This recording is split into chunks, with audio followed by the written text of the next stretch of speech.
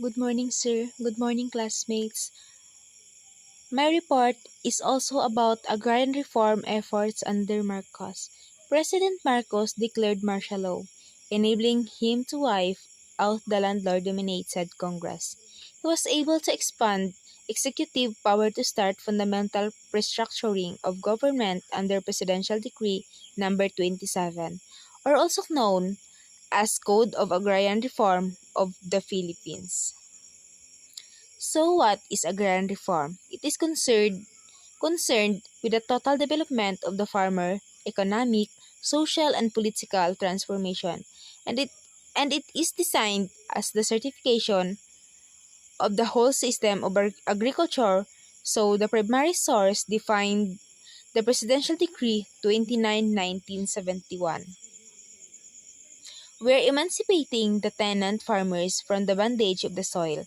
So these presidential decrees state that in one stroke, tenants, farmers, and all private agricultural land primarily devoted to the rice and corn were deemed as owners of the land they were tilling. Another is all cases the landowner may retain an area of not more than 7 hectares if the landowner will cultivate or cultivating such area.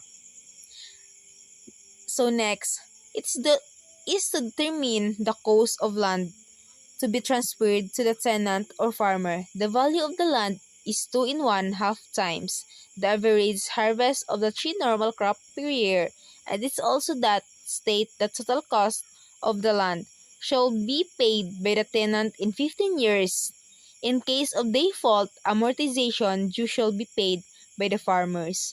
Cooperative, which is a member of the cooperative having right of resource against him.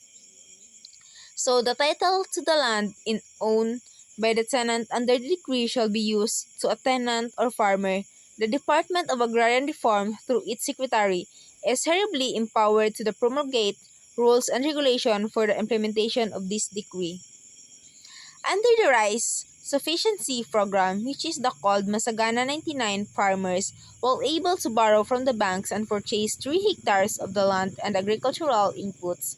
However, the land trust will found way to convent the law because only rice land the focus of the agrarian reform.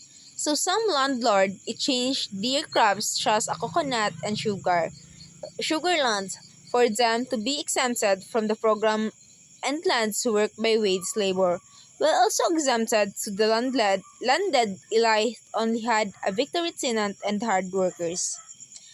So the disadvantage of this reform is that landlessness increase, which is more difficult for the program so succeed because handless peasants were excluded from the program, and they allied find ways to maintain their power and dominance, which were by the corruption of Marcos. These and his economics who were involved the agricultural symptoms.